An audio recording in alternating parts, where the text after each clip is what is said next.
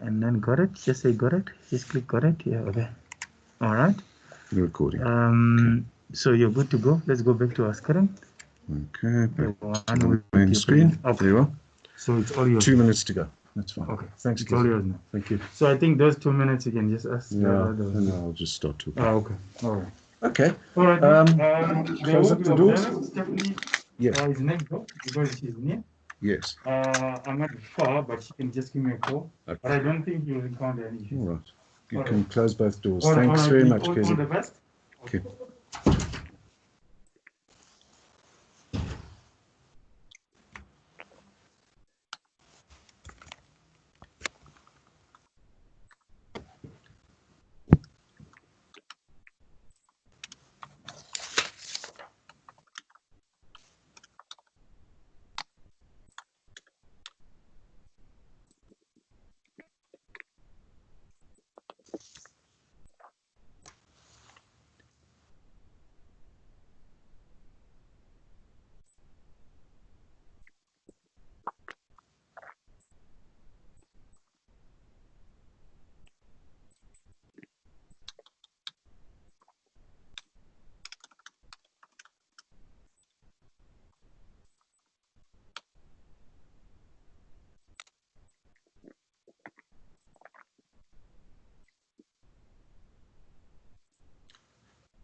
Good morning, everybody who's online.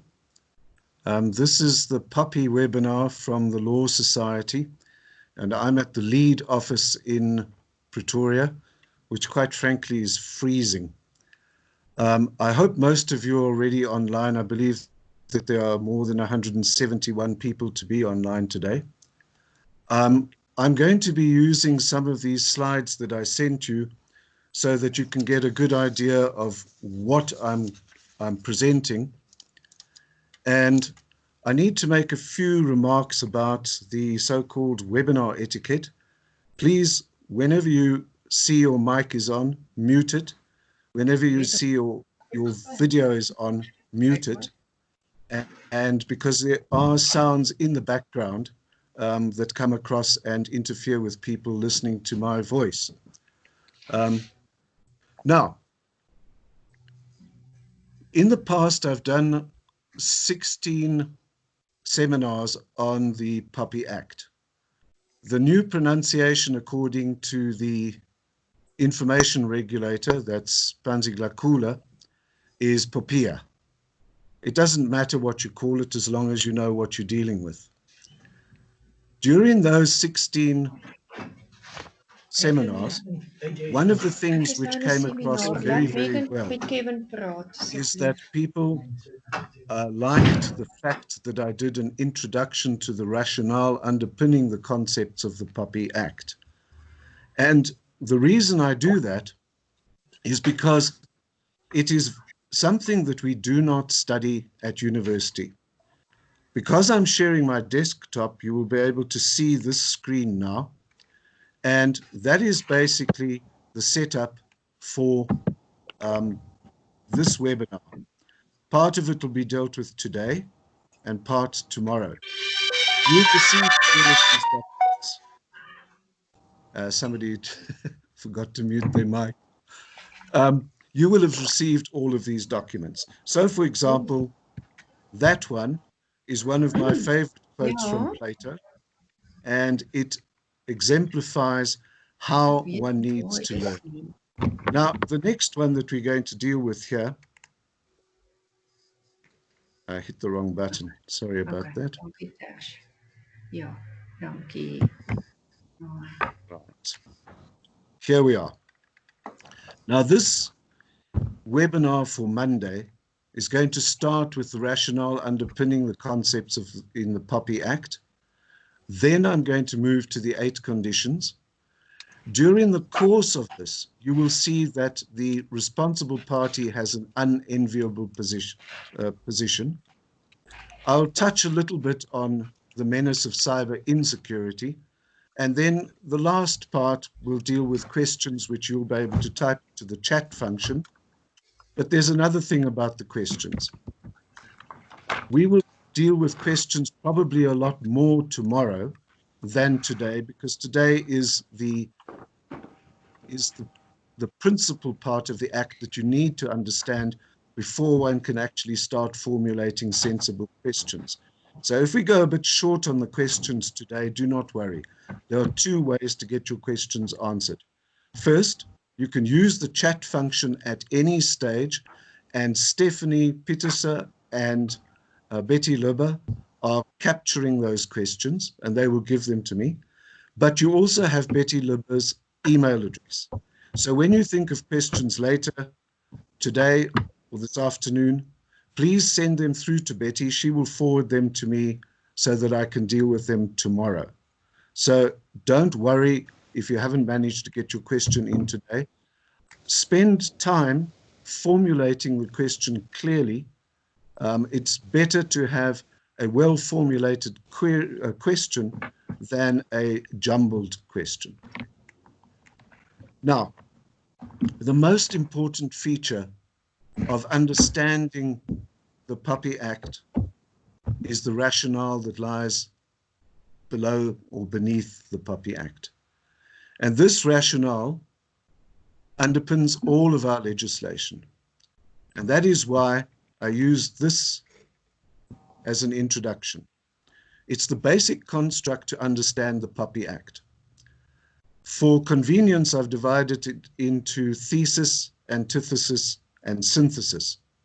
And I need to explain to you why that is so important. Throughout the Western world, where we are part, South Africa is part of the Western world, we are beholden to the ancient Greek philosophy. Those who do not understand that are like pawns.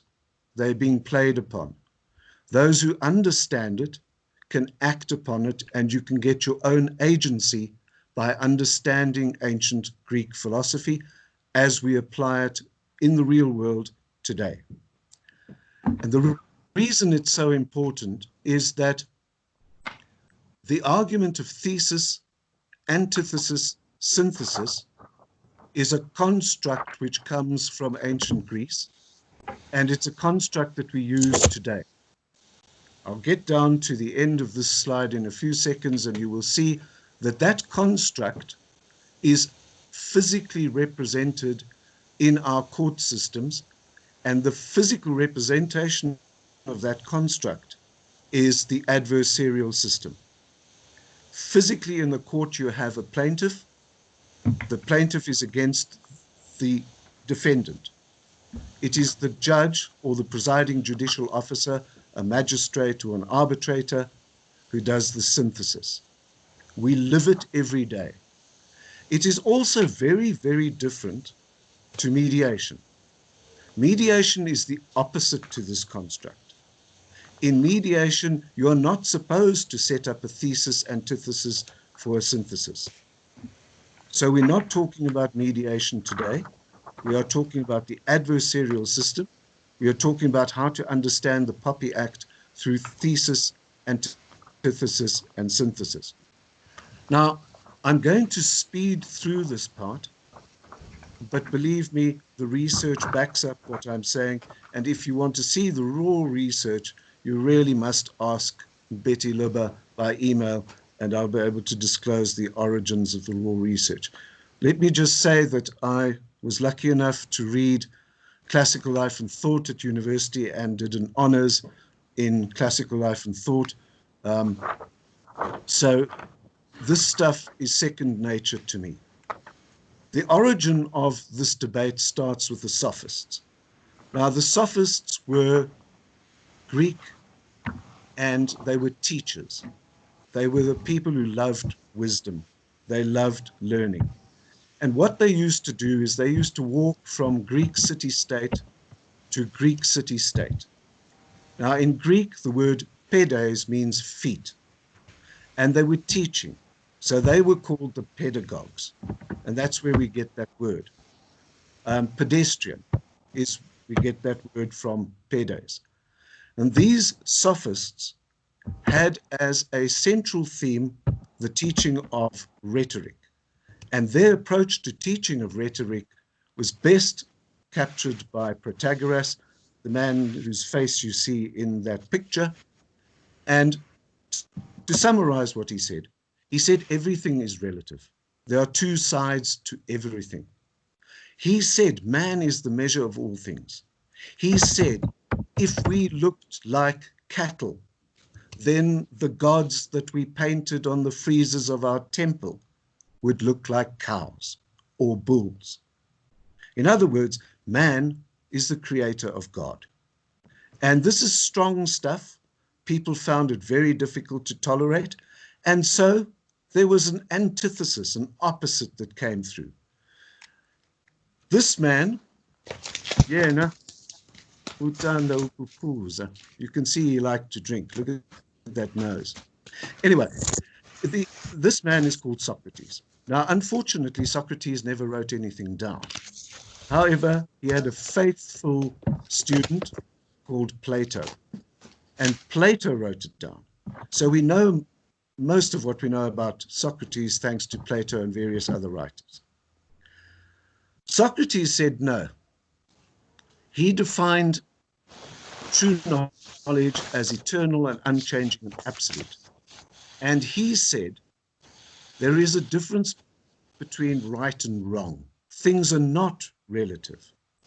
A thing is either right or it is wrong. Now you can see immediately that there is a very big division between those two approaches to philosophy. Plato was the man who wrote down in the world of the forms some of the metaphors and allegories that came from Socrates.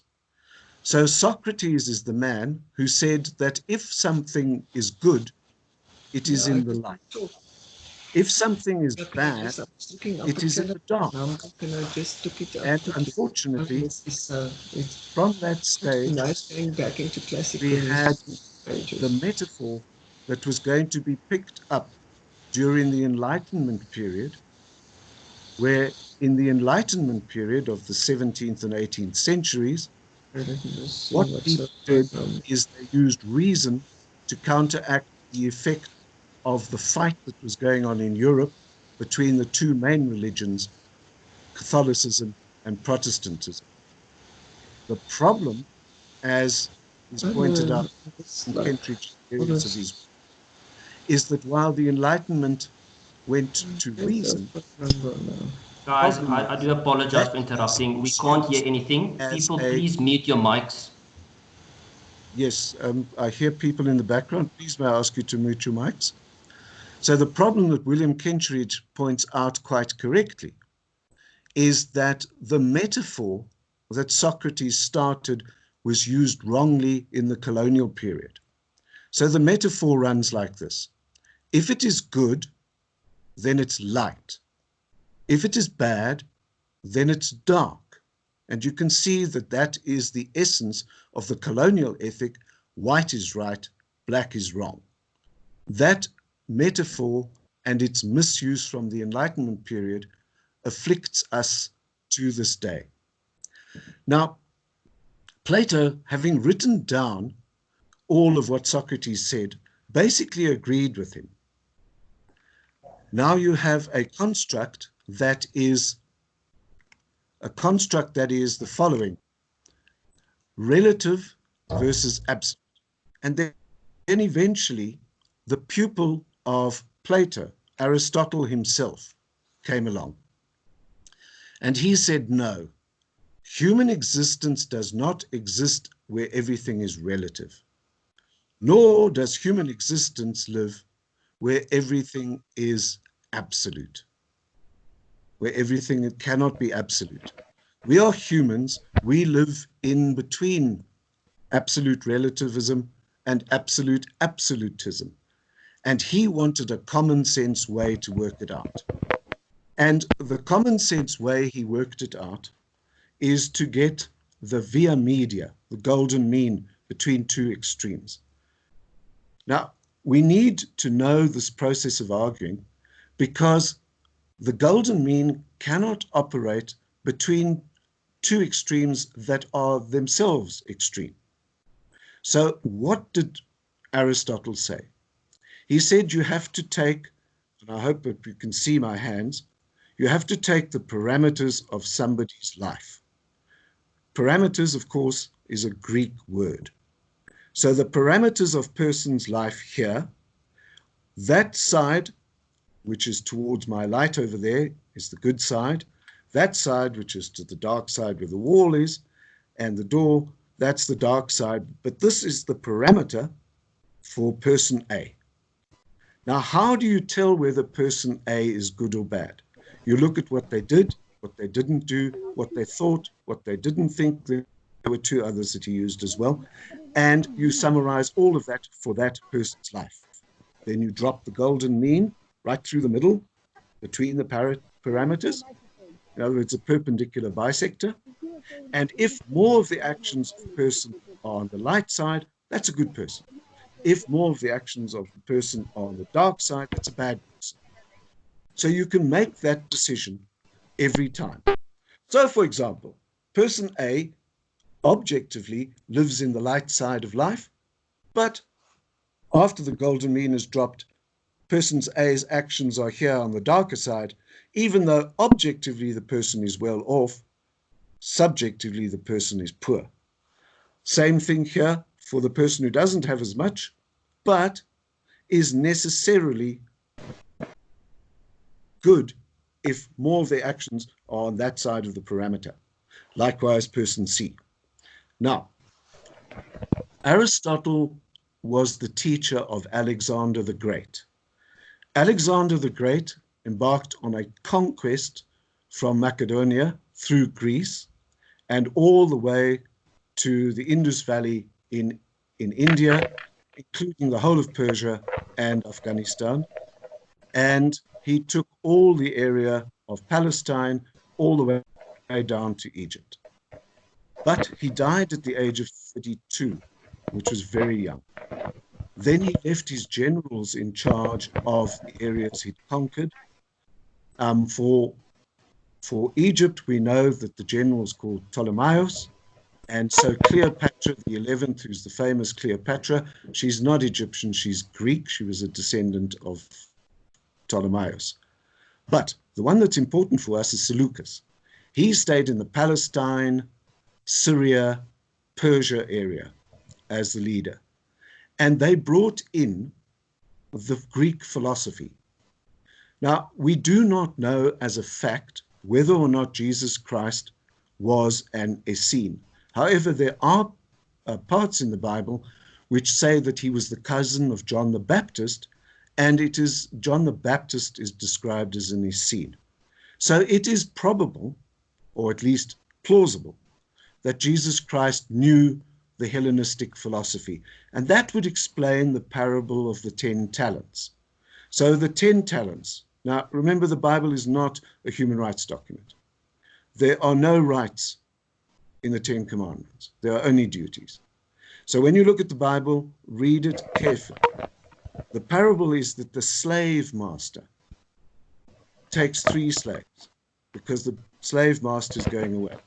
He gives to one 10, to another 5, and to the last one 1. So on that number line, the one 10 is very advantaged. The one with 5 is reasonable. The one with 1 is disappointed. And the master goes.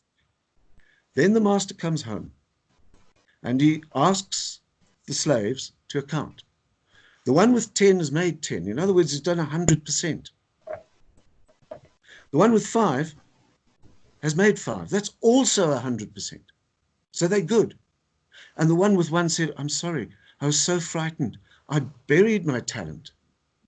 But here it is back, and he's the one who's in trouble. And that seems to be unfair, but it's not unfair. If you understand Aristotelian philosophy, and now the way it works, because this is an understanding of we are not in the relative world, we're not in the absolute world, we're in the real world, where the number line is gray. It moves from a dark shade of gray to a lighter shade of gray. And that is how all of our actions as human beings get judged. Now, rapidly to go through this, you will see these. That's the basic construct, relative versus absolute, resulting in common sense. Now, St. Augustine, who was from Africa, Annaba is the place where he was from. It was in the Roman times, it was called Hippo Regius, and it was from Africa Nova. And the Romans got the Afridi name wrong. They called Africa Africa because they mispronounced the name, in the same way as Baden-Powell mispronounced the name of Mafeking. It's not Mafeking, it's Maikeng. So that happens. So he was an African, and he followed Plato. Now, he was a very important Christian saint, and probably the most important work that he wrote is The City of God, which had a massive impact on Christianity. And of course, those days, Christianity in the West was one. It was all one. There was no distinction between the Orthodox, which came in 1055, and the Roman Catholics. That split came in 1055. So everybody who was Christian was influenced by him. Before the Reformation came along St. Thomas Aquinas. Now, he was a man who wanted the lex aeterna, that's God's law, to be reconciled with Aristotle. And he was writing there because he could see the forthcoming problems of the Roman Catholic Church in the West. It was already after the schism with the East. And here, a man called Jean Calvin. He was a Frenchman. In English, we say John Calvin. He followed the absolutism of St. Augustine. Now, you can see he died very young, but he was very influential. And during the period from 1517 until 1648, there were a number of recurring wars in Europe about religion.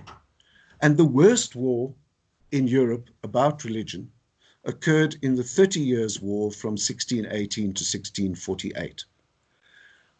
In short, the northern Netherlands states converted to Protestantism as an opposite to Catholicism, because originally they were under Spanish Catholicism. They were a colony of Spain. So by converting, they then galvanized the people to fight on the side of the Protestants to get their independence.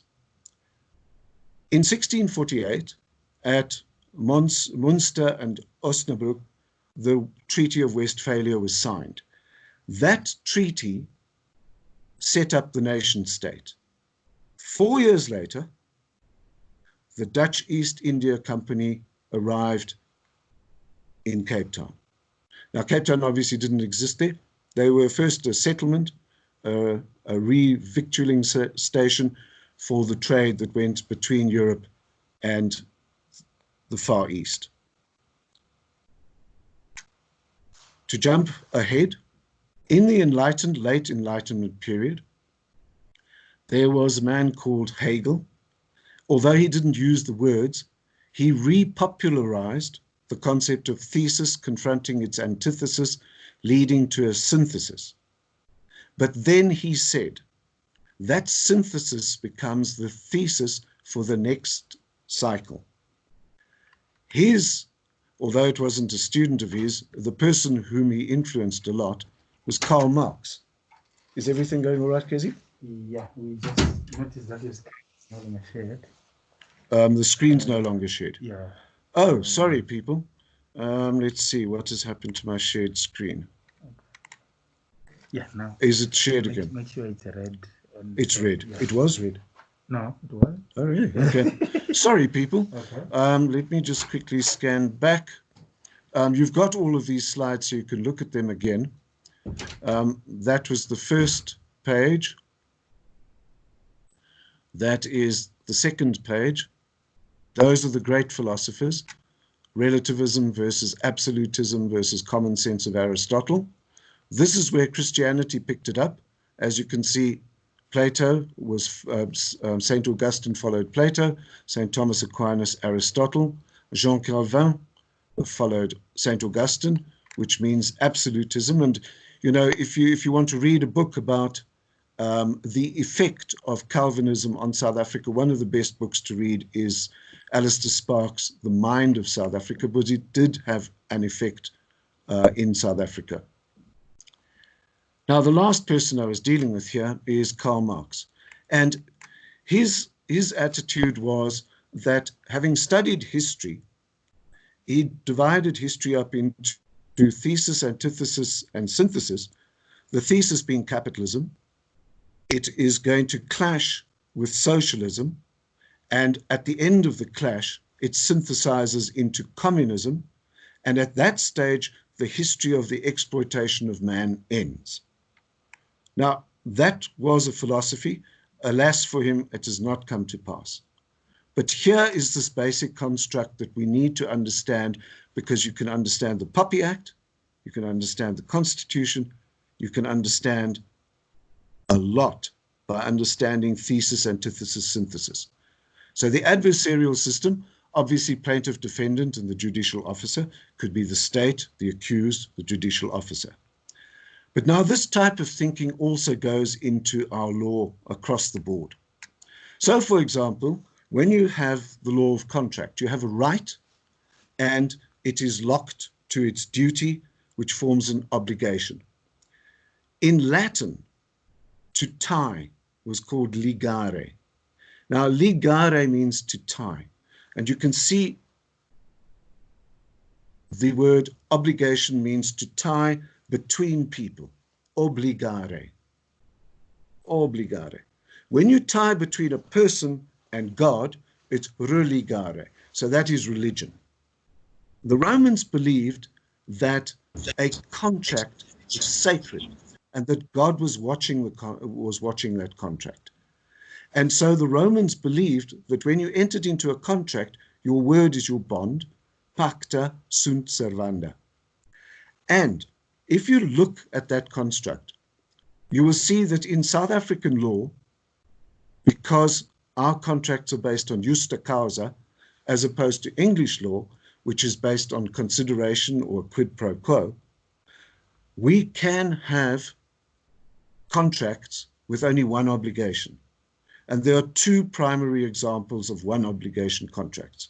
Obviously, a sale is a two obligation contract because the seller has the right to the mercs, but the duty to pay. So there are already two obligations there. But there is a one obligation contract on the screen. It's the contract of donation. So the right is with the donee to receive. The duty is with the donor to pay, and that's a one obligation contract. And the other nuance is an option where an option is left open for a specific time. For example, you can buy my kushesh for $10 million US, as long as you do it today, and I'll keep the offer open till the end of today. But if somebody phones me and says, Nick, I'm going to buy your kushesh for $20 million, I'm going to have to ask you to release me from the option that my offer stays open till the end of the day. So that is an example of one obligation contract. Now, the social contract, it operates off the same basis. The obligation is freedom. It's what ties us together. It's our freedom. It ties us together. But freedom cannot exist unless you have liberty coupled with responsibility. And it's one of the features that many lawyers forget, and particularly the public forgets, with regard to constitutional law. You cannot have freedom but that you have liberty linked to responsibility. Because if you have freedom without responsibility, you don't have liberty, you have license. So now, how does this work in our POPIA Act? First, let's start with the Constitution. I'm going to show you why it is so important. The POPIA Act derives from section 14 in the Constitution. Now, section 14 is in the Bill of Rights. But at the top of the Bill of Rights, we have this statement. This Bill of Rights is the cornerstone of democracy in South Africa. It enshrines the rights of all people in our country. And then look down at 3. The rights in the Bill of Rights are subject to the limitations contained or referred to in section 36. So you have the rights, thesis. You have the limitations, antithesis, and you have to work out a way to resolve it. If it cannot be resolved, it goes to the Constitutional Court ultimately. Now, let me tell you, this is so important to understand. People are allowed to disagree reasonably about their stance on matters. So, for example, there are Constitutional Court decisions where there is not an odd number of judges. So, for example, one of the cases, there were 10 judges. The Chief Justice himself wasn't present. 5 judges were in favor of the appeal. 5 judges were against the appeal. A dead heat. Now, the point I'm making about it is this. It is reasonable to argue reasonably, to have different points of view. You will see that this mess of the COVID debate that is going on in South Africa today is because people do not actually understand the necessity of joining issue. That's what pleading is about. The thesis must be joined by an antithesis. You can't talk past each other. Talking past each other means you actually don't understand the importance of thesis, antithesis, and synthesis. You might pretend you do, but you don't. Now, let's look at where POPIA fits in. POPIA is number 14.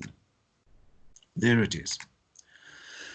Everyone has the right to privacy, which includes the right not to have their personal home searched, their property searched, their possessions seized, or the privacy of their communications infringed. Now, frankly, that is a minor statement in our Bill of Rights of the meaning of privacy, because 3 of them are pretty easy to work out, and the last one has been expanded to use the POPIA Act as being under its auspices. Let us go then to see its opposite. Its opposite, everyone has the right to privacy and the privacy of the communications. The opposite is in 32. And the opposite is fascinating in itself.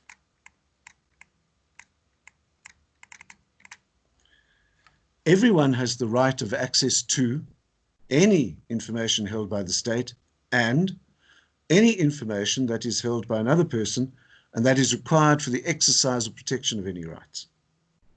Okay, let's stop there for a moment. Firstly, we know that people do not have the right to get the former President Jacob Zuma's tax returns. You're not entitled to that. But there it says you are entitled to any information held by the state, but you're not. We already know why, because of the limitations clause coming. Look inside B.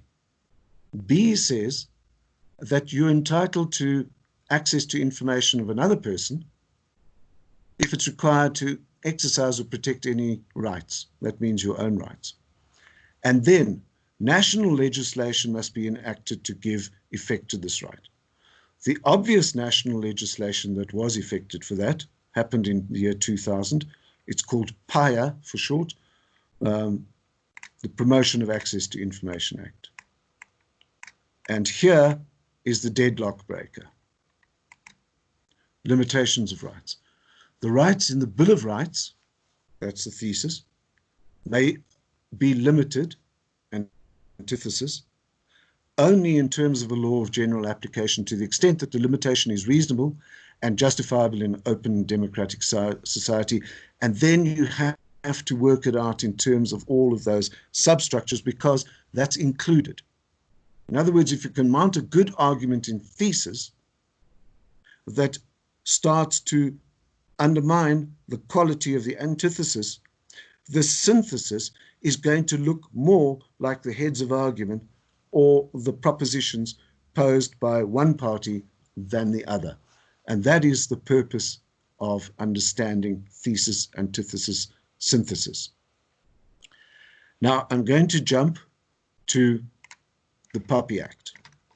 You will see that in your documents, I have put this in. This doesn't exist from Jutastat. All of these documents that that have these sort of almost turquoise type, They are from Jutastat. This second part I manufactured because it's not there yet. So don't get cross with Juta if they publish something later which is different. This is where the Act comes into effect, the 1st of July 2020, but those yellow parts only come into effect on the 30th of June 2021. So we have got basically a year to gear up for full compliance. Now, inside section 110, right at the end of the document, you will see I've made everything yellow. And that is all the amendments to ECTA, PIA, the NCA, and so on. They're not yet in force. Those amendments have not yet been done. So let us look at what I call the Balancing Act. The Balancing Act is contained right there. Section 14 of the Constitution of the Republic of South Africa provides that everyone has the right to privacy. So one would have thought that's really good. Then later on, consonant with the constitutional values of democracy and openness, the need for economic and social progress within the framework of an information society in which we are, requires the removal of unnecessary impediments to the free flow of information. Now, it's not difficult to realize that you have thesis and antithesis in the top, in those colors, the blue and the red, and the synthesis is going to be how the regulation is done and how you can argue the regulation, and the primary person will be the first stop judicial officer for this. It's actually an administrative officer, and that is the information regulator. At the essence of this fight, which I'm going to put back onto the whole of the screen, is the following. Now, bearing in mind, I want you to focus on thesis, I want you to focus on the antithesis, and I want you to see how human beings get the muddle through to the synthesis. The country that wants the greatest free flow of information on planet Earth today is the United States of America. They want it. It's their commerce. It's their industry. It's their way of doing business. The country, the block of countries that is more geared for human rights and the approach that underpins human rights is the European Union. So there you have a bipolar world. You have the people wanting free flow of information versus the people wanting the right of privacy to be protected. Now, they're in conflict. The POPIA Act shows in South Africa that we're in conflict, but it also gives us the mechanism to resolve that conflict. Now, you will see inside the notes right towards the end that I've given you quite a cheeky article which shows that the GDPR, that is the General Data Protection Regulation, which came into effect in Europe on the 25th of May 2018, that's 2 years ago, applies to human beings. And it applies to human beings connected to the European Union. And it applies to those human beings who are European citizens, wherever they are, anywhere in the world. And the flippant article, which is actually quite good, says that here is another aspect of European colonization. The GDPR colonizes planet Earth. Everybody has to comply to the GDPR. So bear that in mind. We're going to come back to that aspect in a few seconds. I now want to show you what we're going to be dealing with inside this conflict so that it makes sense to you.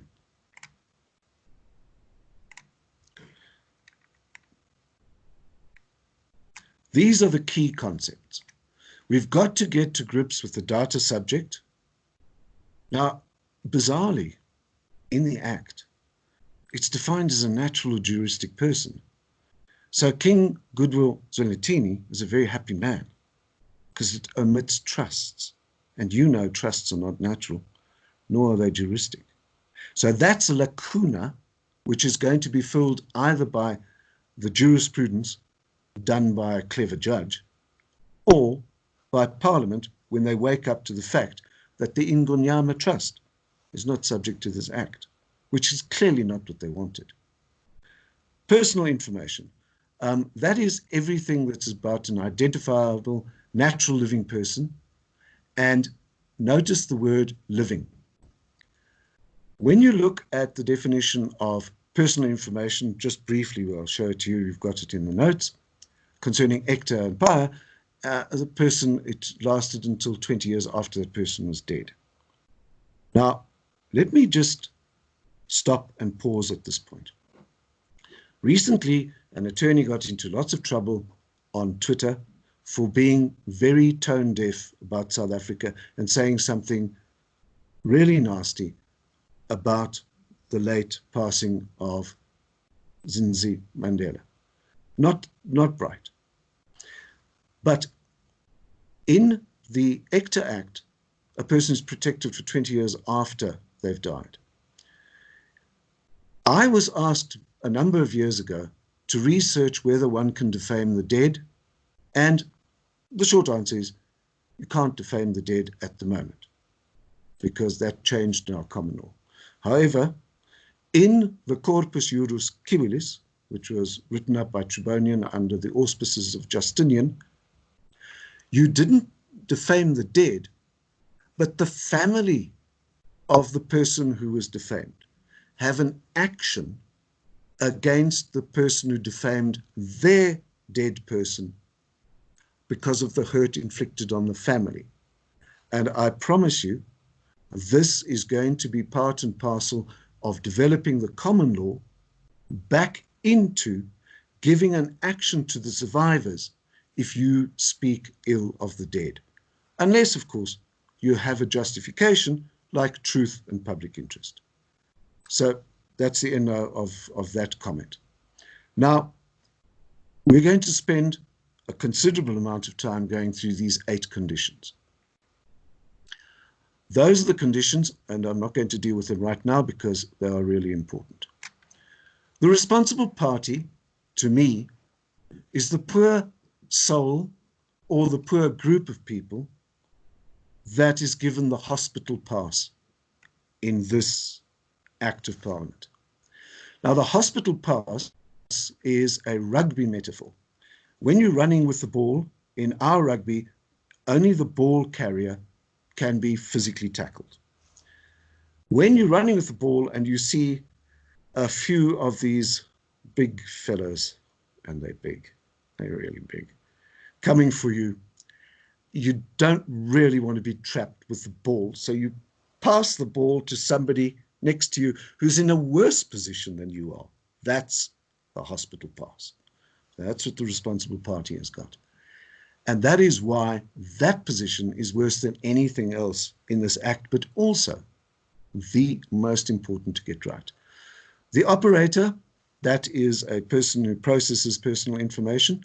The information officer has now become more important. When POPIA fully comes on stream, which I say it'll only come next year, because it's still waiting to get locked into this act under Section 110, it's still waiting till the 30th of June next year. The information officer has become a little bit more important, and the responsible party has got to report to the information officer, which is a bit bizarre because the responsible party has to tell the information regulator who the information officer is. So there's a little bit of a balancing, again, a balancing between the roles played by those two parties. The information regulator, we're going to deal with that mainly tomorrow. And this is what I call the cat of 9 tails. She, that's Panzi Glakula, and her staff have, quite frankly, an impossibly big task. They have to do education, they have to do monitoring and compliance, they have a duty to consult widely, they have to handle complaints, they have to do research, they have to run the codes of conduct, they have to vet them and send them out. and they have to facilitate cross-border cooperation, and they have to do any incidental matters conducive to POPI, and they have to report to Parliament. This is a big job. We will deal with that tomorrow. I'd rather get the most important facets of understanding this Act and how you must apply it done today, so that the more practical things can be dealt with tomorrow. Now, why is POPI necessary? Well, in sum, I've said it. POPI is necessary because there is a conflict throughout the world between the desires of the market, they want the information, and the desires of people who want to keep their information as secure as possible and as private as possible. And then they clash. And that is why I gave you the method that is used throughout this Act. Now, let me deal with the personal information.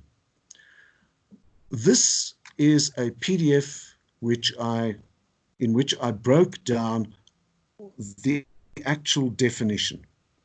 Now, you will see here on the left, data subjects, that's the definition. The data subject means information relating to an identifiable living natural person, and where it is applicable, an identifiable existing juristic person. Now, lawyers can see immediately that there are problems there. The first one I've already mentioned, whether you can defame the dead and steal the private information, the personal information from somebody who's dead. But this one of existing juristic person, that is going to have to require some form of tweaking in the courts, because you could be existing, but SIPC could have deregistered you because you failed to put in your annual returns. So does that mean you're existing or not existing? That is going to be a big one to fight. Now you see these little things here, I put there, human or juristic, and these blue ones from paragraph 2 onwards are my ideas. You do not have to accept that I call that intimate information. You do not have to accept that I say that that's 21 aspects. The 21 is because I can actually count to 30. And over here, I only counted 21. So, you might be able to change it. The point is, look at this and satisfy yourself whether you like the way I've called these things: interaction, location information, biometric, and their thought information, private mail, reputation, naming and shaming. So those are the reasons why I've broken this up. Don't worry about it now. I want to get to the principles. That is the similar thing, but what I've done is I've juxtaposed the ICTA on the left with the PIA on the right, and there are and I've highlighted some of the big differences. And here's the 20 years. That excludes information about who's been dead for more than 20 years. So in other words, the person has to be dead for 20 years, and then the information becomes open source. Right, we're back to our main legislation. This is POPIA, the POPI Act. Now you will have seen the basic understanding. Let me just deal with this properly, since unfortunately we're not in a seminar, so I can't ask you the questions. I'm going to just say it so that you know it and remember it for good. That thing at the top is called the short title. It's also referred to at the end of the Act under the name short title. This thing here, that is the long title of the Act. Okay, so when you want to know what's the short title, it's at the top. The long title comes in before the preamble. Now, the preamble, as you know, from various of the cases, and there are plenty of cases, the preamble is part of the context, it's part of the purpose, and the preamble is most certainly part of the interpretation of this statute. And Bertie van Zyl, Pty Limited versus the Minister of Safety and Security 2010 is the classic, the locus classicus for that. and it's called Bertie van Zyl. It's not Bertie van Zyl nie, want dan sou dit eiendomswerk gewees het. So get it right. It's Bertie van Zyl. It was in English, that case. And if you want to hear about what's going on with regard to languages, read Gelyke Kanse versus Stellenbosch, which is an October Constitutional Court decision. It is worth reading. Now, inside this act, we've got a number of exclusions. Now, those are the exclusions. In other words, they don't get into the act. An exclusion doesn't get into the act. And the exclusions basically are state security, it's the spooks and that sort of stuff. It's interesting, but it's quite boring because it's not what you're going to be dealing with. There's a little bit of exclusion for journalistic and artistic purposes. That's also quite good, but it's not the essence. The essence of this act lies here. It's in chapter 3, the processing. And I'm going to go through these in a little bit more detail because it's important. The processing of this information is what POPIA is about. So let me just say, as a general proposition, the first thing to remember about POPIA, if something is excluded, you don't worry about it. 6 and 7 shows you, you don't worry about it. It's out of the act. If something is included for personal information, you will be processing it. You have got to look at the 8 conditions and process it legally. That is the most important. You've got to do it for yourself. And if you are advising your clients, you've got to make sure that your client understands how to do it themselves. Now, before we go into the technical details of that stuff, which is actually quite fascinating, let me show you. Generally, personal information has to be processed legally, but you're allowed to process it. But you're not allowed to process special personal information. Okay.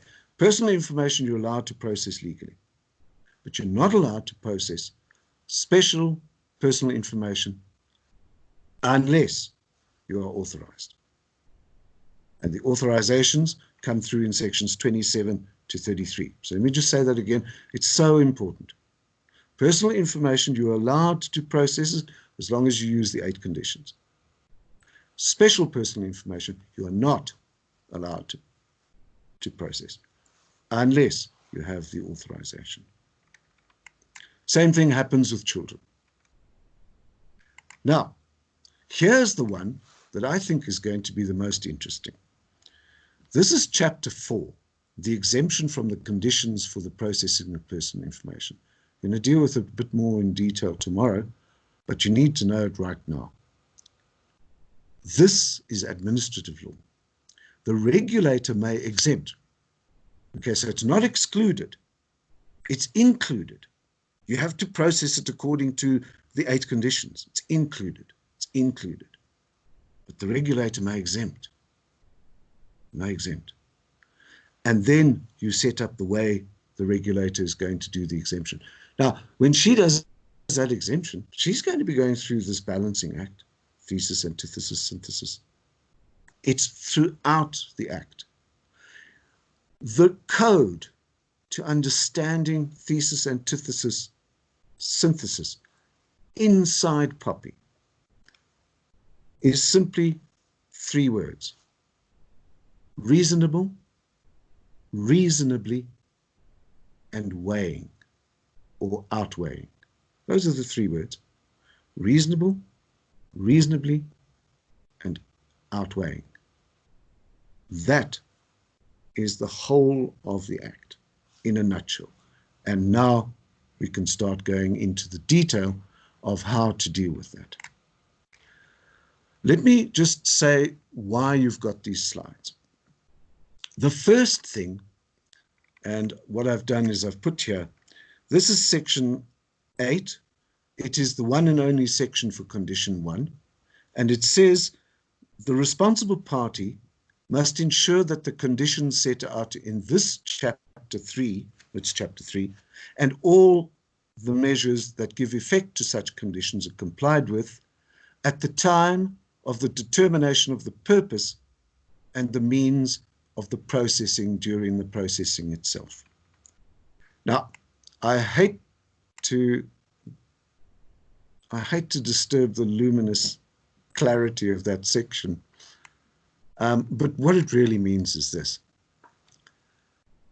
The responsible party has got to copycat Anthony Gatto. Now, Anthony Gatto is not a very famous fellow. He was 16 years old in 1989, and he was the first person on planet Earth who was able to take firebrands, these torches that are flames, and to juggle them in the air without dropping them. And he was the first person in the history of the world doing that, who managed to get 7 of these things in the air at the same time. Well, the responsible party now has got 8 conditions, and the responsible party has got to get these 8 conditions in the air, not dropping one. Oh, and by the way, while the responsible party is doing that, it's got to be done 24/7. Luckily, this year, it's not 366, it's only 365. It was already leapt, and we only started this act on the 1st of July. But in 3 years' time, it'll be 365, 365, 365, 366. The responsible party can't sleep, can't eat, can't go to the work. It's just got to keep juggling. That is the duty of the responsible party. That's why it's the hospital pass. Nothing can stop. So how do you make sense of this? Well, before I tell you how to make sense of it, I want to tell you where I got this idea from, because this is not my idea. This idea I copycatted from POPIA. Now, POPIA is the Canadian Protection of Documents and Information. And the Canadian government published a number of years ago a checklist. And they are fabulous. And there's their checklist. And I thought this was so good. I then converted, as you can see, I landscaped my documents. Theirs is a portrait. And they also had accountability. And so I have copycatted that idea. Now, you will see in the way I've copycatted the idea, I've put it into questions. So what I've done is I've simply read what the section says, and then I've asked some of the questions that I think are good enough to comply with that. And what I'm saying to you, everybody, you can do this better than I can do it. Because when you read this, you're looking at your own personal circumstances. I'm looking at something that's generic. And you can ask better and more accurate questions. And you can get your clients to ask better and more accurate questions to be able to comply with these. And then you go through each condition step by step and you draw up your own templates. Now you can see here, met, not met, partially met. Well, where does that come from? It comes from POPIA. That's where I got it. There's no genius in that. But the genius is in the way in which you put together your ideas of what questions should be in there. Now, I've also in the notes which you already have, you've got the Canadian stuff, and it's very important that you look at it because it's useful. But first, do the conditions in the POPIA Act first before you go tinkering with drawing precedents and so on. Let me tell you why you've got to do it yourself first. You've got to go through these documents and see for yourself where you agree with the way in which I have looked at it. Now, that's an easy way to say what's going on. You will see I've put here the most obvious thing. Have you identified the responsible party? And it doesn't help if you have an organization and you haven't appointed somebody as the responsible party. But the responsible party must do it with at least an understanding of the complexity of this act, and that they are going to have to be a juggler of note. Remember, the world record on the flaming torches is 7. They've got 8. The world record on balls is apparently 23, but these aren't balls. These things are flaming torches, these conditions. So now, once you've got the responsible party, and the responsible party is looking at this, and of course you could share this with them. That's why you attended this course. This document is now for you to use, and you can improve on it, and you can change it. The responsible party then has to do something, and the clue to solving the whole mystery of this act is actually inside section 1. It says it there. The responsible party must ensure that the conditions are complied with at the time of the determination of the purpose. So there are 8 conditions, and you've got to start, when you start a juggling act, you will see with these flaming torches or whatever they call them thing, the juggler starts with 2. Then there's somebody else standing away there, will throw a 3rd one in, and the juggler carries on. And then a 4th, and so on. Now, you have to start with condition 1 because that sets out the framework. But in my opinion, the next one to go to is condition 3. Because if you get condition 3 right, then you will succeed with this act. If you get condition 3 wrong, you won't. Let's go to condition 3. Oops. Condition 3. Condition 3 is the purpose specification. And this is something that you're going to have to do as lawyers, and you're going to have to persuade your clients to do. You've got to work out why you're keeping personal information. If you are, for example, at a homeowners association, which is a gated community, why are you keeping video footage of people coming in? Because you've got a POPIA risk, big time. Why are you taking their license plates and their driver's licenses? Why are you taking the car license details down? Why? Now, there could be a good reason. Your client could be really important. They could be living in a gated community where there are some real hot shots. You know, my home, Kailani, Ekaya, whatever. There's some real hot shots. So they want to know who's coming and going, so they get protected because they've got security. But you've got to formulate that purpose, and you've got to formulate it carefully. Every single scrap of information that you have been collecting in the past, now, and to the future, has got to comply with the purpose specification. This is the heart of the act. Miss your purpose specification and you will be in difficulties.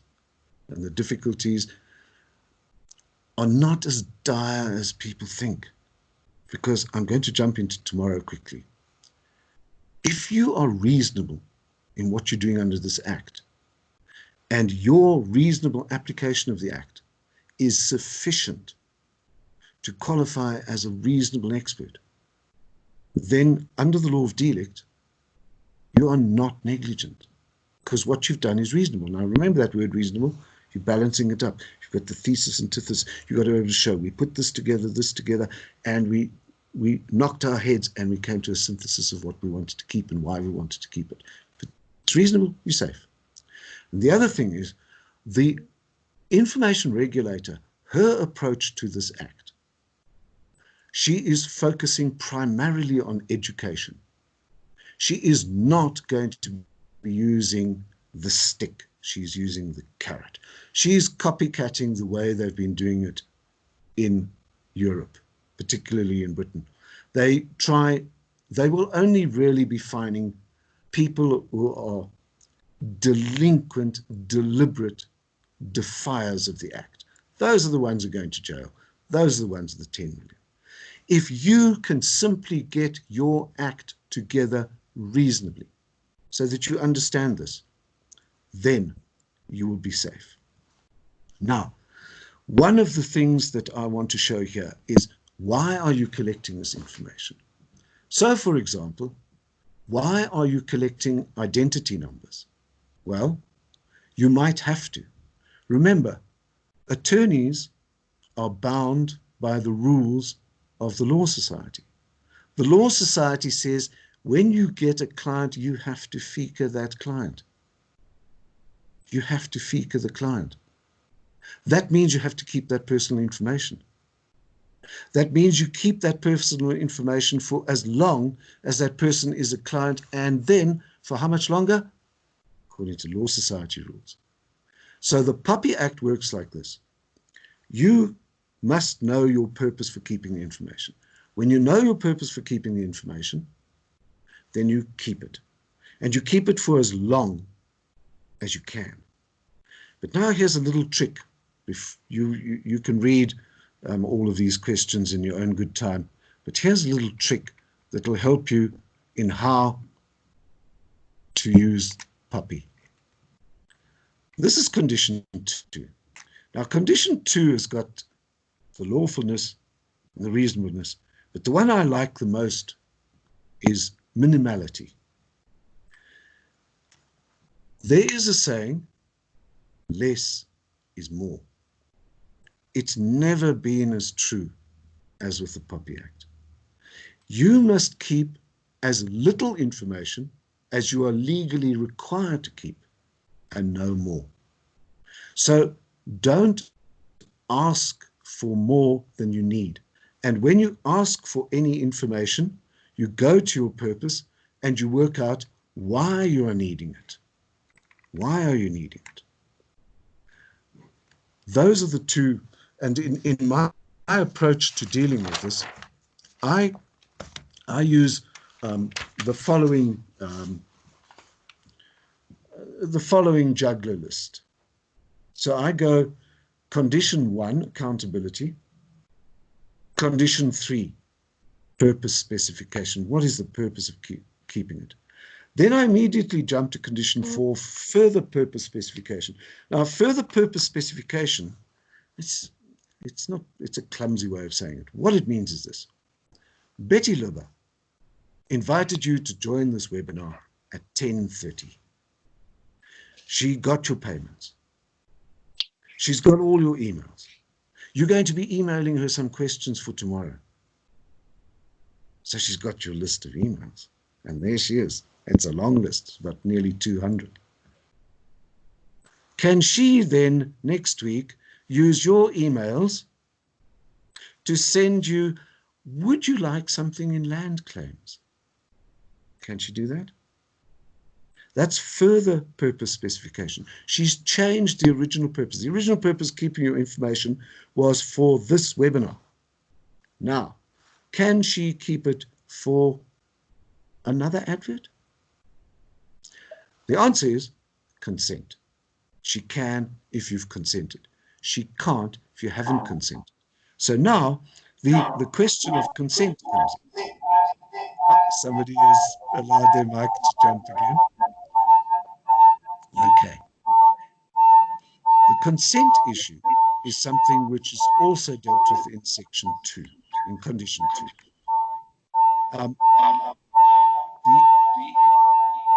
Right. Is it possible to get that microphone? Is it possible to get that microphone muted? Hugo, your microphone is on. Thank you. Somebody is good at webinars and has been doing a good policing job for me there. Whoever you are, I really appreciate it. Thank you. Let me just show you consent. Our consent is going to be a big issue. Consent means any voluntary, specific, and informed expression of will, in terms of which permission is given for the processing of personal information.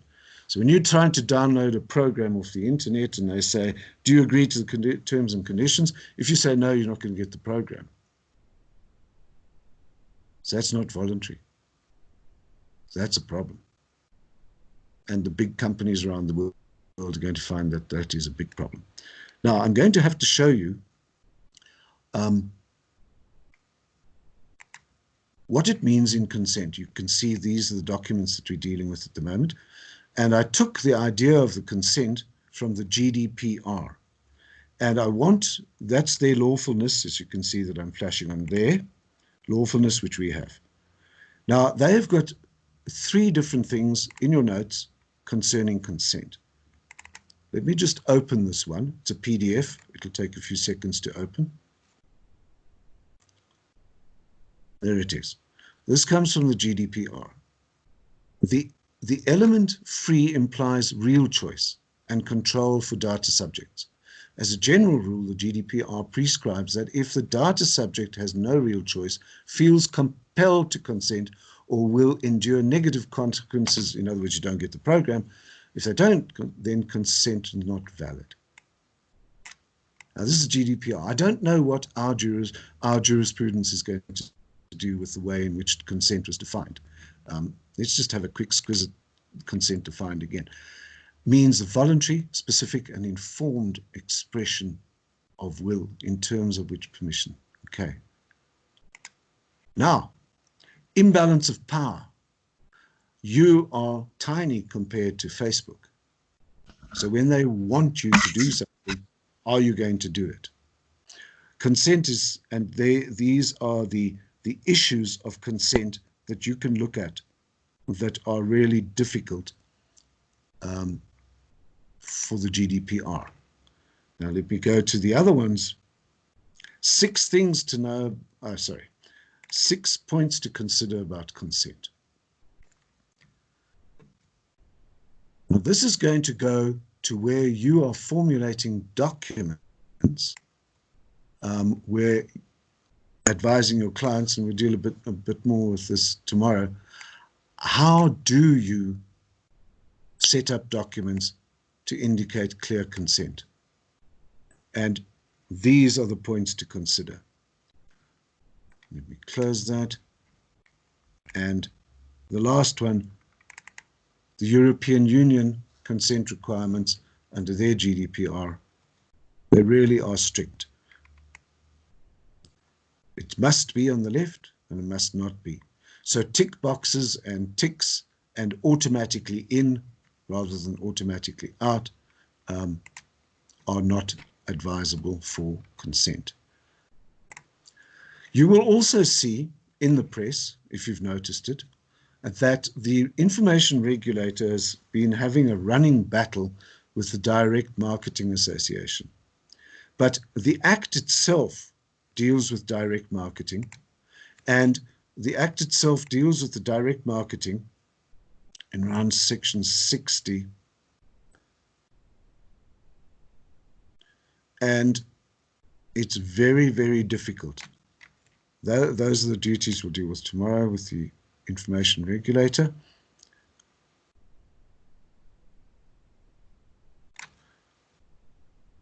There's direct marketing. Let me just get that squarely on the screen. All right. The rights of data subjects regarding unsolicited. Now that basically is a nice little word for spam. The processing of personal information of a data subject for direct marketing by means of any form is prohibited unless the data subject has given his or her consent. So their model is going to have to change quite dramatically because it's not going to work as it stands. Let me go back to recap. When the responsible party is dealing with setting up your organization and you advising the organization to become POPIA compliant, that's where you start, condition 1. Then I suggest you jump to condition 3. Then you jump to condition 4. Then you jump back to condition 2. Oops, condition 2. Now, I want to talk about one which is pretty easy. This one is the information quality. At every step because remember, you're juggling. Data capture is where information quality gets compromised the most. The data capture process must be very, very good. And the reason why the data capture process must be good is because one of the things that infuriates human beings is if you misspell names. It's the most common complaint. And it's an unnecessarily silly complaint. So, for example, if you spell Chabalala as Shabalala, that's silly, it's wrong. And remember, there's Shabalala and Shabalala. There's the CH and the SH. So you've got to know which spelling you're using. Some people insist on particular accents, like Nordia and Nordia. They want the accent. Get it right. It's information quality is at that level of detail that is required. Now, in terms of the rules inside this act, people can ask you to correct information which is wrong. Never balk at that, always correct it. So that's the information quality. Now, the security safeguards,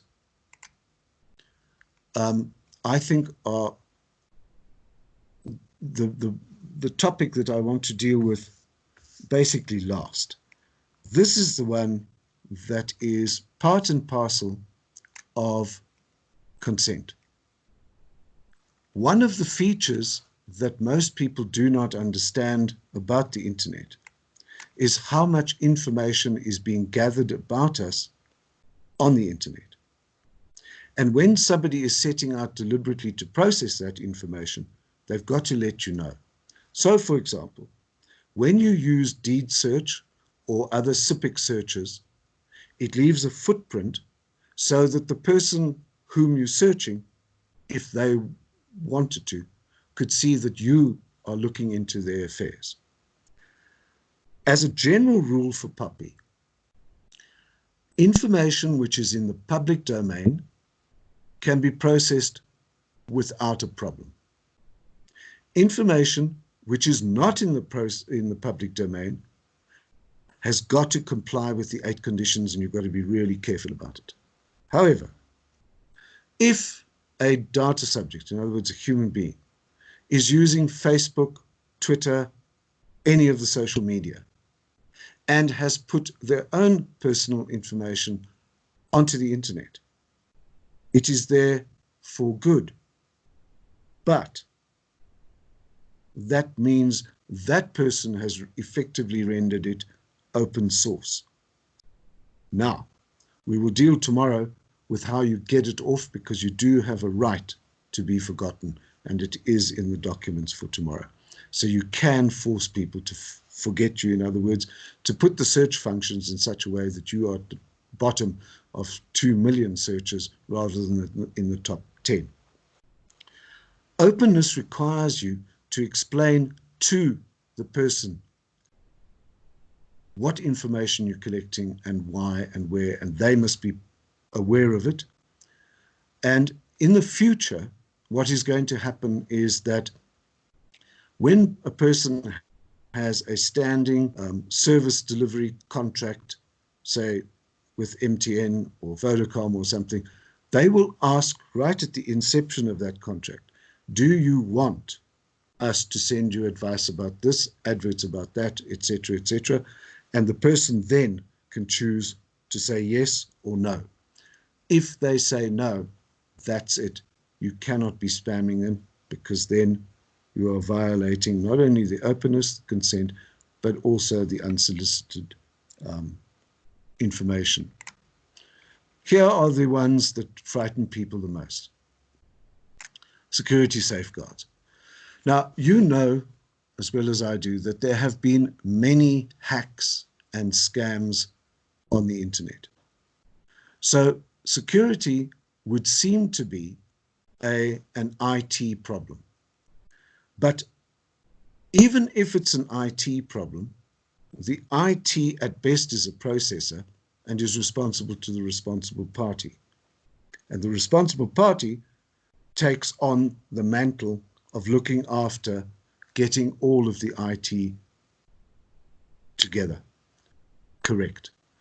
As a practical measure, there are many attorneys who have very good receptionists at the front desk of the entry into your building or into your office.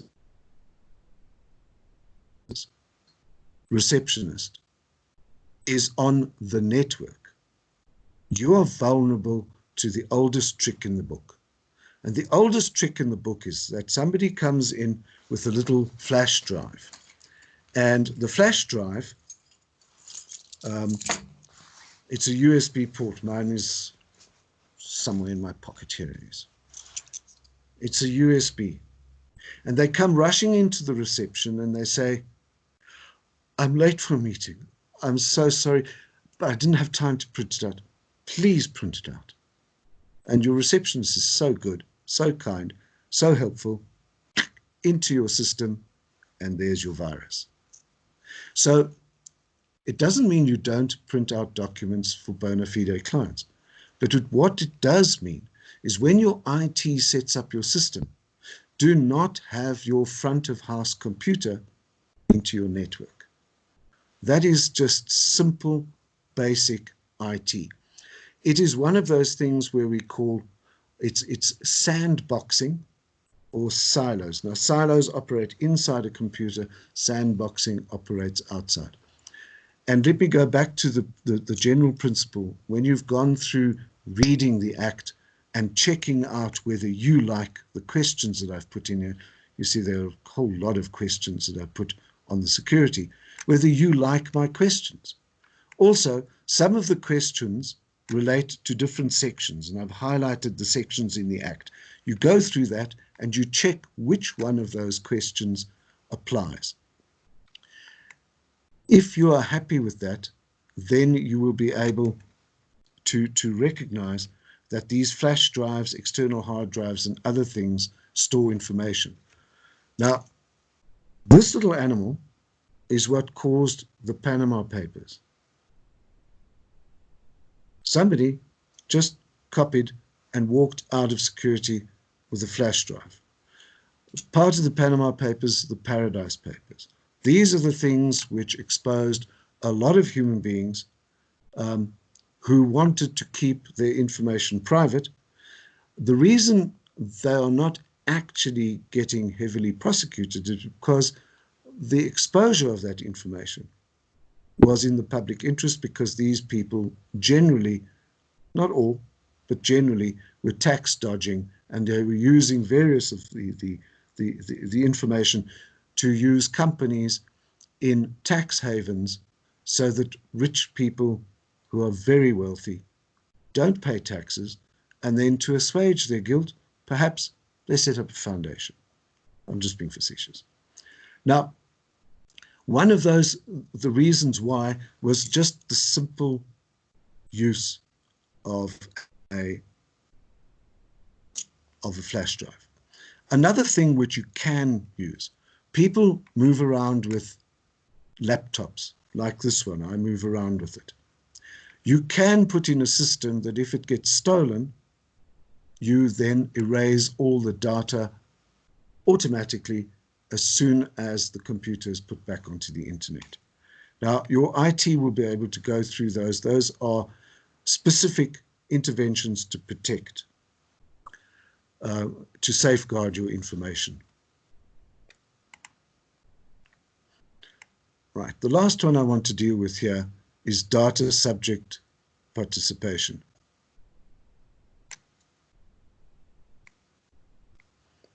This one I think was superfluous, but it does raise some interesting questions.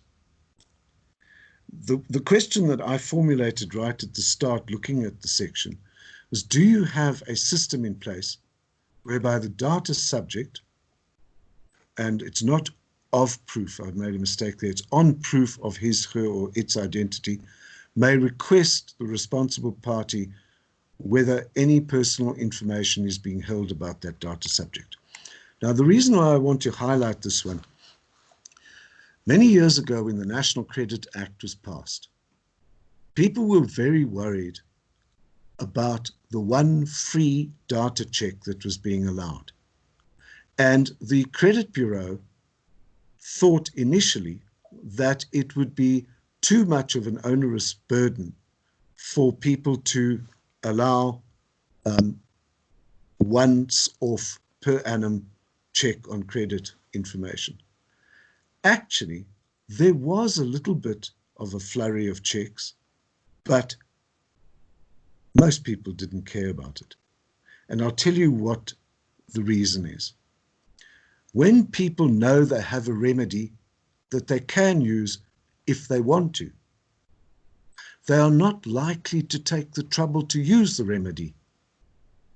But when they don't have a remedy, then they have you as the ogre that they want to attack. So it is always easier to put into any of your documents, which you will be doing in due course, the right to that remedy. Then people see it. If they want to use it, they'll use it.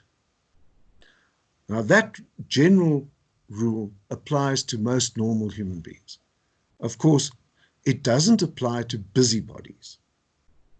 And busybodies, they have to be dealt with under the law of delict, and eventually they have to be stopped by an interdict. And you know that. You always get some busybody somewhere, like a fly in the ointment. But let me summarize what I've said. In order to understand this act, your responsible party, that is you for the moment, because you are basically in nomine the responsible party because you're attending this webinar, you have to start here, the accountability condition. Then I would suggest you go to condition 3. Work out the purpose of why you're keeping something. Then, if you're going to do any further purposing, then you go back to your process limitation. And here's the one that I like the most: minimality. Keep as little as is humanly possible, because then there's very little to lose and your exposure and your risk is low. And then the consent is an important one. And here, I am not sure how strong our law is going to be compared to the GDPR on the concept of consent. And let me make an important point, which you already know, but which I need to remind just in case. This act, the POPIA Act, deals with natural and juristic persons, and in due course will deal with trusts. The GDPR deals only with natural persons. It doesn't deal with companies. On the face of it, that seems that the GDPR has missed a trick. But if you look carefully at the way companies operate, companies are not amorphous things. They are run by human beings. And so the GDPR does the same level of protection simply by focusing all of its resources on people and not splitting like we have. Now, the fact that we've split ours increases the fiduciary duty on the board of directors of any company, because now they've got another thing to consider. Who do they appoint as the responsible party? How do they keep in due course the information officer, who's going to be nominally above the responsible party, up to date, and who on the board, or who amongst the directors is going to be the person who has to make sure that all the work down the line is being done, particularly with compliance for POPI. We have a year to get this right, and the sooner people start to do it, to avoid the May and June 2021 rush, the better for everybody. But we're South Africans. I promise you, your desks for advice concerning the POPIA will flare up in June next year. So at the moment, I'm going to stop and allow for questions. It's 12. And what I would like to ask you, I'm going to deal with a lot more of the questions and answers tomorrow, because I'm sure that you'll be able to think of things this afternoon. Because understanding this aspect of POPI, the conditions, starts to gain traction when you ask practical questions of its implementation. And the implementation is actually a lot easier than you think. So let me summarize the principles on implementation. First, read the Act. Second, apply to every single part of the Act that requires a balancing act, thesis, antithesis, synthesis. Know that your argument for keeping or not keeping information is reasonable. Know your argument for destroying information is reasonable. Remember, you have got tax compliance, you've got to keep information. You've got LSSA requirements, you've got to keep information of past clients for a number of years. You keep it for that. After that, gone.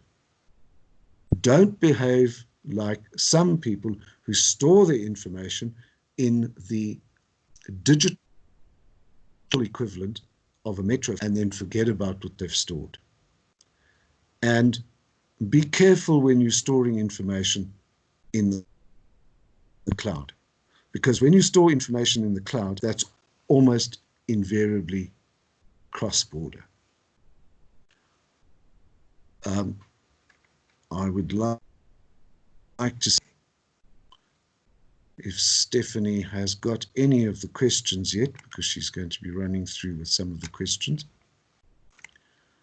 As an aside, before I start dealing with the questions which are going to be coming in, I want to tell you about the background of all of the stuff which is fascinatingly interesting and which will burn up a lot of your data when you look at it on the internet. The origin of all of the stuff that we see on computers today is primarily from Bletchley Park during the Second World War. The person whose name is unknown is Gordon Welshman, spelt Welchman. He was the man who was actually in charge of the entire system to crack the Enigma codes. And he is the man who started by dealing with traffic analysis. And traffic analysis was to listen to the radio call signs and signals of German units all over Europe, sending messages back and forth. And on the traffic analysis, all that Gordon Welchman was doing was working out frequent traffic means something is important is happening. Lack of traffic means it's probably not, unless suddenly there's a lack of traffic, which means that they've gone radio silent. And that traffic analysis is what we call on the internet today metadata. So, for example, your cell phone emits your location wherever you are all the time.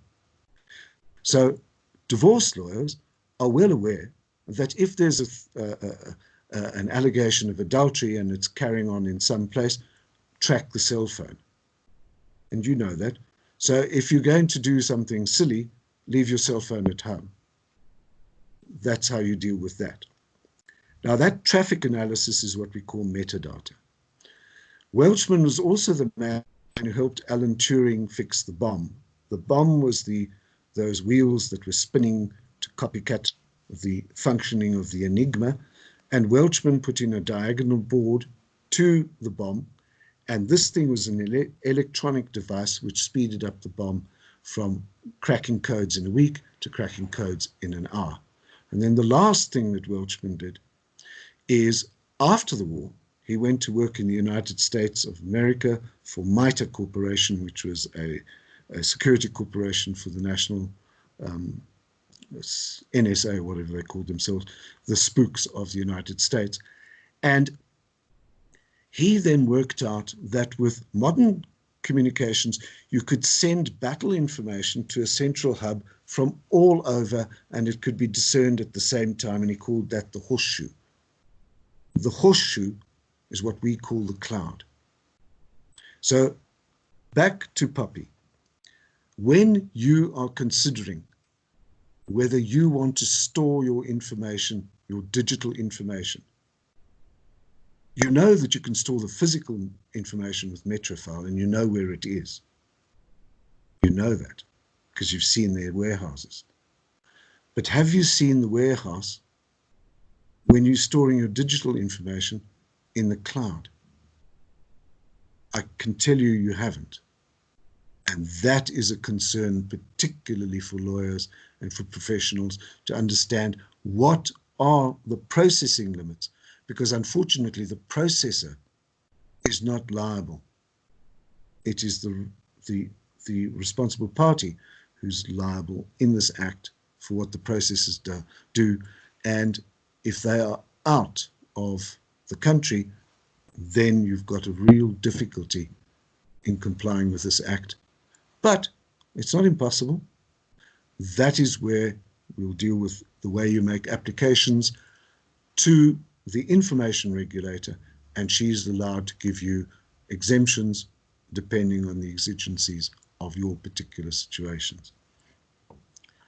Now, there is a door moving. Come in. Thank you. Hello. Thanks, Stephanie. Right, she's done very well. The first question Stephanie's brought here is, I need to know what will the implications be for the normal discovery process, for example, in divorces. Okay. It's a wonderful question, that one. I'll tell you why. The POPIA Act didn't apply as soon as you went into litigation, and then the discovery process trumped litigation, trumped the POPIA. Now, this act doesn't quite specifically state it, but it does link POPIA to POPIA.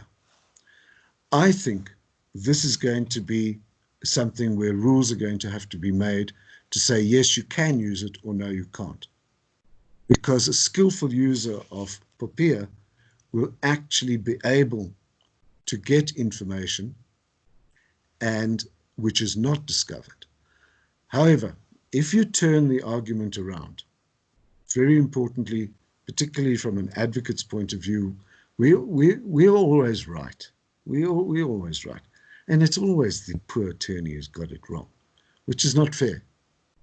Because what we try and say to attorneys is, discover properly everything that advances your own case, everything, and everything that advances the other party's case, everything. So that, in fact, proper discovery is an ethical issue. You're not a hired gun. Good lawyers in litigation win 50% of their cases and lose 50% of their cases, because their primary duty is to the court.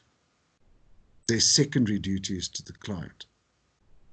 But we know that in the real world, that is an absolute for ethics, but we don't apply it. So I think it's going to have a dramatic impact on the discovery process in divorces particularly. Remember what I said a few seconds ago before your question came in?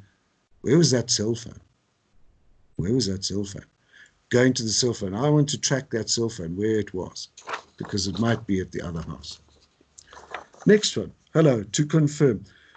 We are a company that holds the information of trusts, individuals and other companies, juristic persons.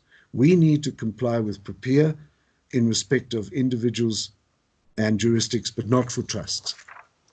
I've already highlighted that there is a gap in the Act. Now, I'm going to repeat it again. That gap should ideally be filled by Parliament, just adding into data the definition of a data subject. Let me go back to the definition of the data subject, because it doesn't make sense that a data subject would not include data subject means a person to whom personal information relates. You see that there. Data subject means the person to whom personal information relates. That then goes to the definition of person. Person means a natural juristic person. Now, for the purposes of this Act, I think the easiest way is for Parliament to say means a natural person, a juristic person, comma, a juristic person, comma, a trust, comma, a voluntary association that is not an universitas personarum, because an universitas personarum is automatically a juristic person. So in other words, an unincorporated voluntary association. I think they need to fix that. At the moment, yes, there's a gap. There's a gap. My advice, if it's worth anything, is treat all the information you've got, even for trusts and unincorporated voluntary associations. Keep it under the same rules as POPI. Don't have two different systems operating, because then it complicates your life. And practically, I think they meant by person, they meant every bit of information that can be attached that should fall under POPIA. Does POPIA apply to personal information collected? Yes, it does. POPIA applies for all personal information collected before the Act. So the reason is very simple. You're housing information in real time now. And in housing the real information, thank you very much, in real time, that means that it is now part and parcel of the Act. Doesn't matter when you got it. However, it is going to affect your condition 8, because now you're going to have to tell people what you've got. So you are going to have to publish out what you've got. And if you're proactive, you'll do it. Otherwise, you have to be reactive and wait till that person says, I used to have a bank account with that bank and I'm now moved to this bank. I wonder if they've still got my stuff. The proactive person will write to that bank. But if you are really good, you publish what you've got. And we know that that's been done before because there was the POPIA manual. And the POPIA manual was a manual that was designed to tell people what information you're holding in general and what information you regard as confidential and inside, in other words, not open to public scrutiny and would have to be POPIA'd to be given to people. So yes, it applies to information that existed that was collected before POPIA. You stated that information in the public domain does not need to comply with the POPIA. Documents filed at court as part of litigation are public domain. Some documents, such as medico-legal reports, contain intimate personal information. This is great. Okay, let's go to this is a good question. Documents that are court documents are public domain. Yes. And obviously then, because they're public domain, if you've kept them, you're safe because you're not applying POPIA to them, you're applying litigation principles that's in the public domain. Now, medico-legal reports contain intimate personal information. To what extent does POPIA deal with this? I'll tell you what happens at the moment. I attended a webinar, and that reminds me, I mustn't forget to tell you about this, a webinar run by JUTA a couple of weeks ago, organized via JUTA with Elizabeth de Stadler and Panzigler Kuhle. And she said that with regard to sectors, because of codes of conduct, this will be dealt with tomorrow, she was holding back dealing with medicine, the medical information. So we're not sure what she's going to rule on this because she is going to deal with this as part of the code of conduct. But I can say that the best way a lawyer can deal with it, the evidence that the expert gives in open court is clearly open. The report, for the moment, what I suggest you do is ask your opponent, ask the judge if that could be treated certainly as confidential at the moment, pending a decision of what the regulator is going to say about this type of information in the future, because it's definitely going to be dealt with as a sectoral issue. It's going to be dealt with as a sectoral issue under medical, and she said the other ones that she's keeping out are life assurance and some aspects of the medical aid industry. They are going to get a code because their information keeping is incredibly complex. Now, at that webinar, it was they announced that Elizabeth de Stadler and Paul Esselar are going to be publishing a book. I hope you can see it on the screen. I will send out details of that. This will be a good book. The current one, which is published by LexisNexis, is excellent. I would definitely invest in this. And one that deals quite a lot with social media is Hilarious by Emma Stadler. And you've no doubt heard about that one. She and Tamsin de Beer wrote that together. They are good books. The Don't Film Yourself Having Sex is more related to social media constraints, and of course she's a specialist in looking after children and how children deal with social media. And right, last point that you made there is, if a blanket consent has been obtained and the risks have been explained to clients, is that sufficient compliance? Actually, no. That's a really good question. No, it's not. No, it's not. And the reason it's not is because you are a professional. You also have to insist that your client be protected when your client is too silly to protect themselves. That's why you're a professional. So you have to be a little bit more careful than just fobbing it off onto the client. The way in which this COVID debate has been going on, because people are not joining issue, because they're not putting thesis versus thesis. Let me give you an example. One group is talking about the health of people. You don't want people to die. The other is talking about the health of the economy because you don't want people to starve. But those two are not matching. And I'll tell you why. Consider South Africa. In the private sector, one of the features is no work, no pay. In the public sector, no work, still get paid. So we are not equal there. Now, would the arguments be the same if in the public sector no work meant no pay? Surely then the trade unions would change their mind about going back to work. It's because we're not meeting thesis versus antithesis on arguments. And just because that public debate isn't being run properly doesn't mean we can wash our hands of a proper debate of the way that we need to apply POPI. We have to engage our minds as well. And remember, throughout POPI, reasonably, outweighs, those are the keys for that balancing act that has to be performed. I hope that's answered the question. If it hasn't, please send Betty Luba an email for this afternoon, and I'll address it again tomorrow.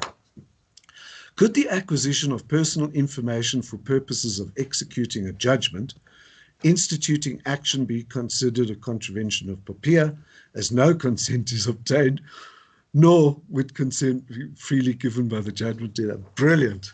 Yeah. In other words, can you go and spy on people? Okay, now I don't know the answer. The bottom line is I don't know the answer. And I'll tell you why I don't know the answer. If you are trawling public information like credit bureau and so on to track the person, then clearly you're not in violation. But I really don't think that this act was designed to protect crooks. This act is designed to protect good people, as long as you do the conditions properly, as long as you keep those flaming torches in the air. It is not going to be there to impede genuine investigation for a fugitive from justice. Now, you can be a fugitive from justice in two ways. You can be running from a criminal matter, which really you don't need to run anymore, you just need to postpone. So don't worry about that. But you can also be a fugitive from justice if you are running away from honoring your obligations. If you are violating pacta sunt servanda, you are also a fugitive from justice. This act does not help the fugitives from justice. So I think, prima facie, yes, you can still search. Does POPIA apply to video cameras monitoring public places? Yes, it does. Streets and so on. And with Pearson's identity, yes, it does. It is a big problem. These VUMA cams and so on. It's a big problem in housing associations. Now, let me tell you where the problem lies. Thesis, I want my privacy. Antithesis, there are criminals walking around in my complex. That's the fight. So somehow we've got to work out a way to deal with it, because the reason why security is done on this mega scale is simply because, generally speaking, the public allows that. And the reason why the public allowed that, surprise, surprise, originally came from London in England. And in London, from 1973 onwards, until the Stormont Agreement, there was what they called, throughout Ireland, Northern Ireland, the Troubles. And the Irish Republican Army, the IRA, started to put bombs in London.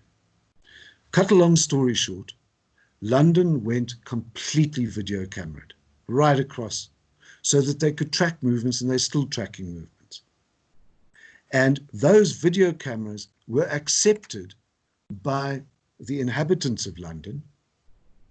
They were accepted by the inhabitants of London for public security. Now, you're also going to know the following thing. You've got, most of us have got these fancy smartphones. This is an iPhone 11. So I carry it around. It counts how many steps I take and when I run and that sort of stuff. And there are companies that decide that they're going to put this information, and they're going to give you a discount if you share your information with these companies. And they say, the fitter you are, the more you share the information with us, the lower your premium. Why? Because you are unlikely to get the disease that if you were a couch potato. That's basically the argument.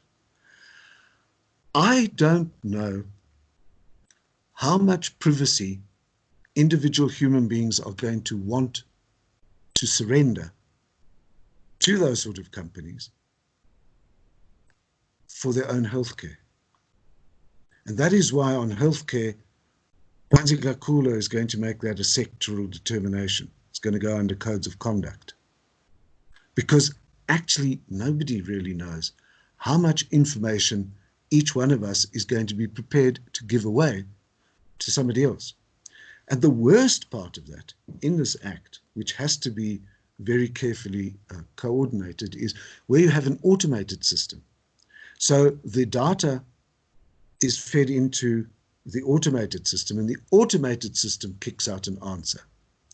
You are entitled to know why the automated system kicks out an answer. So, for example, people who know what a Barlow's syndrome is, it's a little flabbing of one of the valves of the heart. Barlow's syndrome is not fatal, but some people say Barlow's syndrome might lead to some other complication later, like Alzheimer's or a stroke, and therefore, if you've got a Barlow's syndrome, you are flagged. All that the the medical people are doing when you fill in these forms for signing up for a medical matter is they are doing a credit bureau assessment on you, except it's not about credit, it's about your health. Now, how far this POPIA Act sets out the conditions for the balance. What is clearly not going to happen is it's not going to say insurance companies cannot collect that, life insurance companies cannot collect that information, because then you put the life insurance company out of business. Because if they can't give the information, they can't assess risk. If they can't assess risk, they can't sell you a product. Because the essence of life insurance is based on risk. The whole of this POPIA Act is the responsible party is assessing the risks. They assess risks. It's balancing. So I don't know how much of it is going to lean in favor of the big organizations and how much is going to lean in favor of privacy, but clearly it's part of the POPIA Act and it's going to be part of that balancing act. Right, this seems to be okay. The presenter stated that information in the public domain, okay, that we got that. Documents filed of court, medical, legal, okay, it's the same question that came through again. I'm not sure if there are more questions. I'm certain that there will be some more.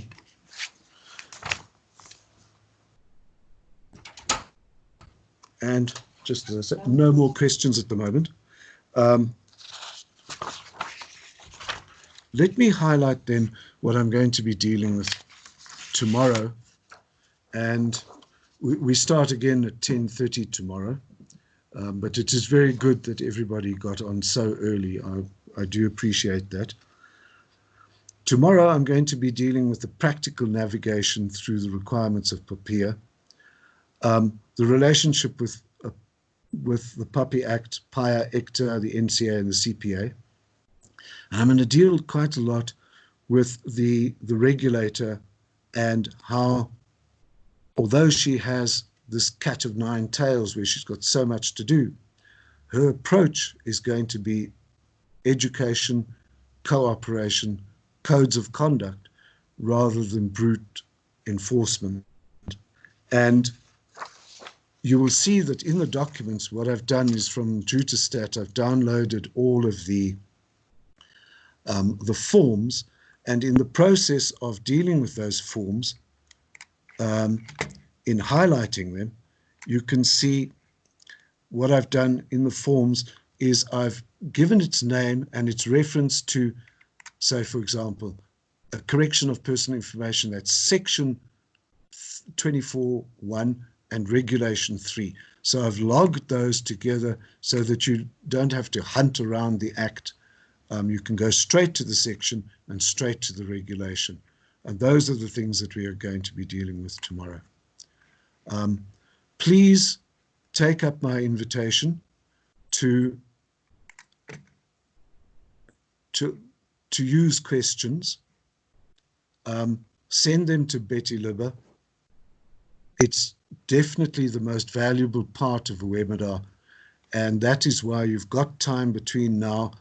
I will stop looking at the questions at about 10 o'clock this evening, and I will start again at about 5 in the morning. So you are welcome to send the questions and don't hesitate. Ladies and gentlemen, I hope that you've enjoyed everything that's gone on. We are ending 3 minutes short of time, which is fine. Enjoy your lunch.